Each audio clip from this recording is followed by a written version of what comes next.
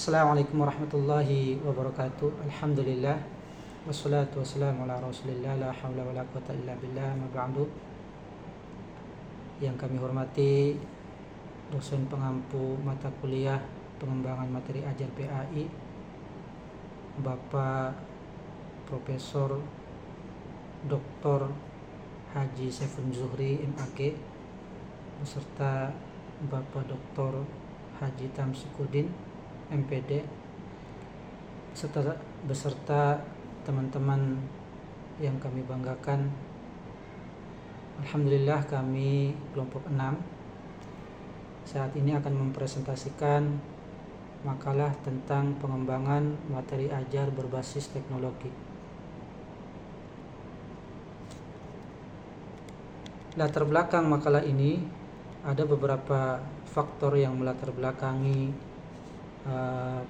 pengembangan materi ajar berbasis teknologi, yang diantaranya ada 3 faktor kalau di makalah kami. Yang pertama, adaptasi dengan era digital. Yang kedua, inovasi pembelajaran. Dan latar belakang yang ketiga adalah tantangan era disrupsi. Yang pertama, adaptasi dengan era digital, maksudnya adalah pengembangan bahan ajar PAI berbasis teknologi ini berangkat dari kebutuhan dan menyesuaikan pembelajaran dengan perkembangan zaman pada saat ini. Karena peserta didik pada saat ini mereka sangat akrab dengan teknologi dan sangat akrab dengan dunia digital, sehingga dalam proses pembelajaran juga harus menyesuaikan. Yang kedua, inovasi pembelajaran. Maksudnya adalah inovasi bahan ajar digital seperti video, animasi, media interaktif juga mampu untuk meningkatkan partisipasi peserta didik, meningkatkan motivasi serta pemahaman terhadap materi ajar PAI. Latar belakang yang ketiga,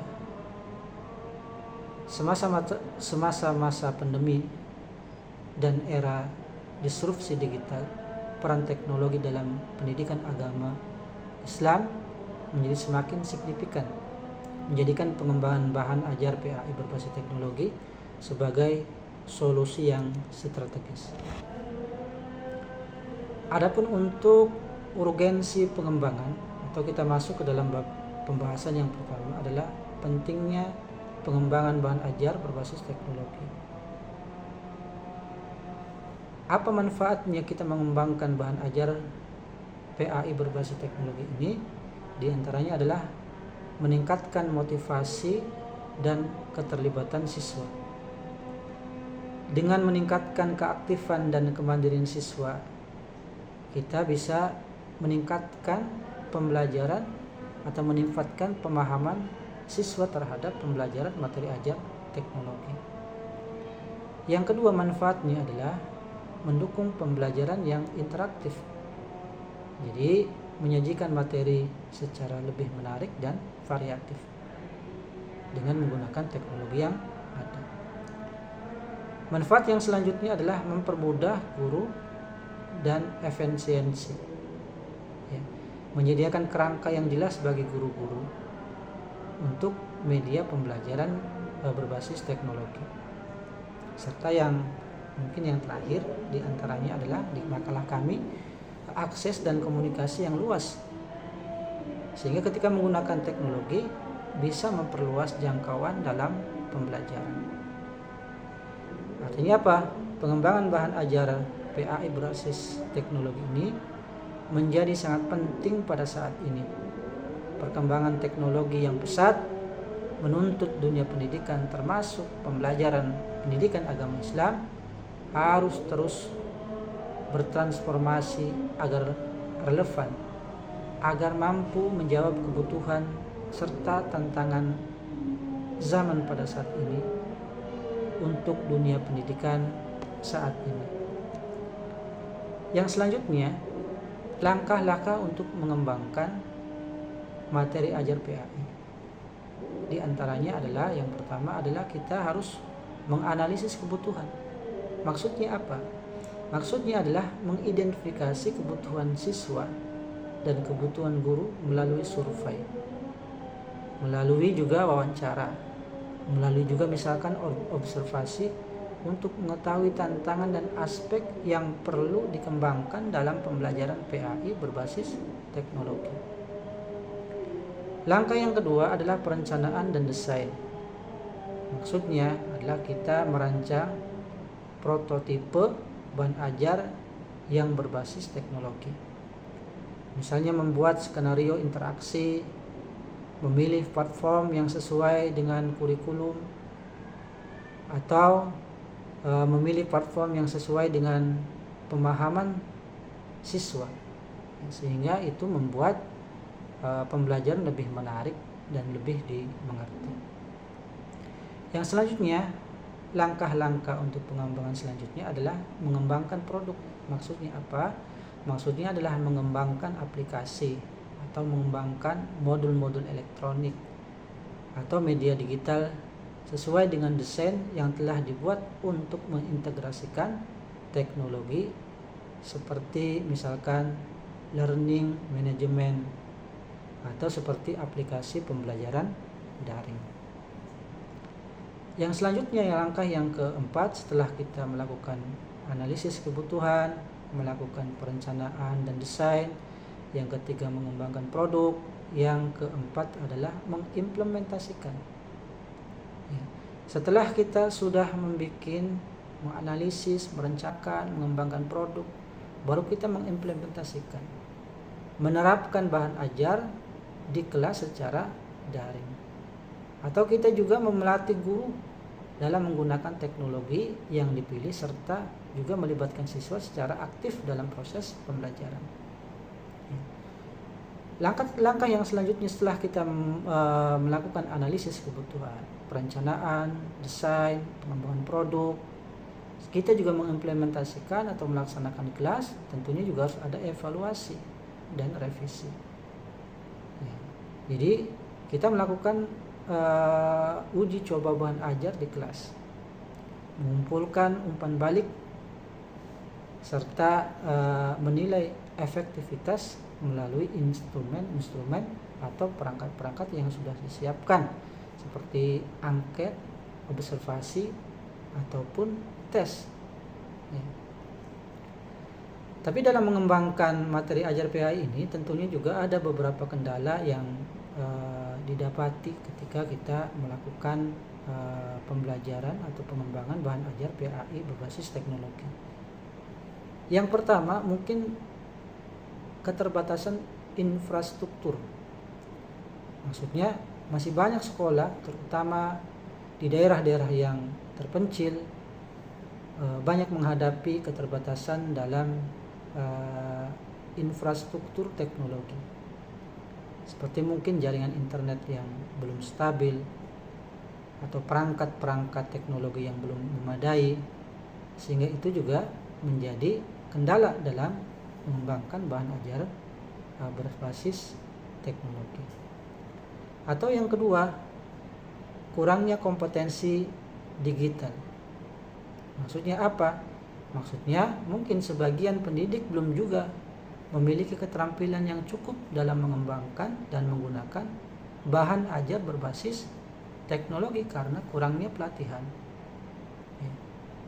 Jadi guru yang tidak mampu mengaplikasikan teknologi ini juga bisa menghambat, bisa menjadi kendala utama dalam mengembangkan bahan ajar berbasis teknologi. Yang selanjutnya, keterbatasan dana. Maksudnya apa? Maksudnya untuk mengembangkan bahan ajar yang berbasis teknologi memerlukan dana atau investasi yang sangat besar, baik untuk mengadakan perangkat, mengadakan internet, ataupun mengadakan pelatihan-pelatihan baik untuk peserta didik ataupun untuk gurunya. Sehingga keterbatasan dana ini menjadi di antara kendala-kendala yang ada dalam pengembangan bahan ajar PAI berbasis teknologi. Yang terakhir, kurangnya dukungan kurikulum. Maksudnya kurikulum yang ada belum sepenuhnya mendukung integrasi antara teknologi dengan pembelajaran. Lantas apa yang harus ada untuk menangani solusi-solusi dari kendala-kendala yang ada? Di antaranya solusi untuk mengatasi kendala itu yang pertama adalah meningkatkan sarana teknologi. Pemerintah atau instansi pendidikan perlu menginvestasikan atau mengadakan dalam peningkatan infrastruktur teknologi, termasuk misalkan menyediakan akses internet yang stabil, menyediakan perangkat keras yang memadai di sekolah-sekolah, dan yang lainnya. Yang kedua, solusi yang kedua adalah melakukan pelatihan atau pengembangan profesional. Maksudnya, sekolah atau instansi ini menyelenggarakan pelatihan rutin untuk guru atau pendidik untuk meningkatkan kompetensi dalam menggunakan teknologi pendidikan, pengembangan bahan ajar digital, serta strategi pengajaran berbasis teknologi. Yang ketiga, mengalokasikan dana. Tentunya pemerintah dan lembaga pendidikan perlu mengalokasikan dana khusus untuk mengembangkan bahan ajar berbasis teknologi untuk pembelian perangkat dan pengembangan konten digital. Setelah meningkatkan sarana, meningkatkan pelatihan, terus juga mensisihkan dana, tentunya juga harus ada revisi dan penyesuaian kurikulum untuk memasukkan penggunaan teknologi sebagai bahan ajar pendidikan yang integral dalam proses pembelajaran PAI. Selanjutnya, dampak pembelajaran PAI terhadap peserta didik. Tentunya nanti akan ada dampak positif dan juga dampak negatif terhadap pembelajaran PAI. Yang pertama, kalau dampak positifnya meningkatkan motivasi belajar.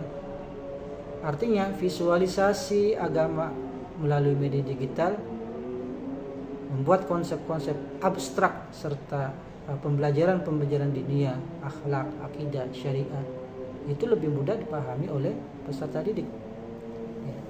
Juga menumbuhkan rasa ingin tahu dan meningkatkan partisipasi dari peserta didik. Dampak yang positif yang kedua, memudahkan akses materi.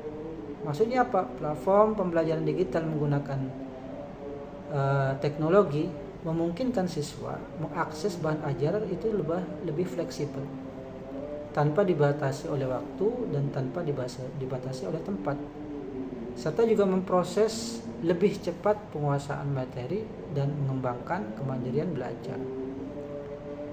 Yang selanjutnya adalah meningkatkan interaktif dalam pembelajaran melalui forum diskusi, daring, kuis digital, juga proyek berbasis teknologi. Siswa dapat berkolaborasi atau bertukar pandangan, bertukar pikiran mengenai nilai-nilai keagamaan, sehingga mendorong pikiran yang kritis atau critical thinking. Yang selanjutnya, mendorong inovasi pengajar. Menggunakan bahan ajar berbasis teknologi memacu guru untuk berinovasi dalam menggunakan pengajaran, menginovasi guru untuk metode pengajaran yang baru, menjadi fasilitator yang kreatif dalam menggunakan berbagai platform digital. Tentunya ada juga dampak yang negatif dalam menggunakan pembelajaran teknologi berbasis teknologi ini. Yang pertama diantaranya ketergantungan terhadap teknologi yang berlebihan, sehingga siswa lebih banyak menggunakan teknologi ini. Berpotensi juga mengabaikan aspek spiritual. Mungkin dampak negatifnya juga ada kesenjangan digital antara siswa satu dengan siswa yang lain. Dan faktor yang negatifnya juga mungkin resiko penyalahgunaan teknologi ini juga bisa mampu menjadi dampak yang negatif terhadap pembelajaran ini. Tentunya tantangan etika dalam penggunaan teknologi ini juga kalau tidak bisa disesuaikan akan menjadi dampak yang negatif. Terus apa strategi yang harus kita lakukan mengenai dampak-dampak yang negatif ini? Di antaranya yang pertama adalah menyeimbangkan penggunaan teknologi dengan praktek secara langsung. Yang kedua juga kita memastikan akses yang merata bagi semua siswa, sehingga antara satu siswa dengan siswa yang lainnya bisa mengakses teknologi ini dengan sama atau dengan rata. Menerapkan pengawasan dan bimbingan dalam penggunaan teknologi. Serta strategi yang lainnya adalah mengintegrasikan pendidikan etika digital dalam kurikulum pendidikan agama Islam. Terus strategi yang lainnya adalah mengevaluasi berkala terhadap pembelajaran bahan ajar yang sifatnya digital.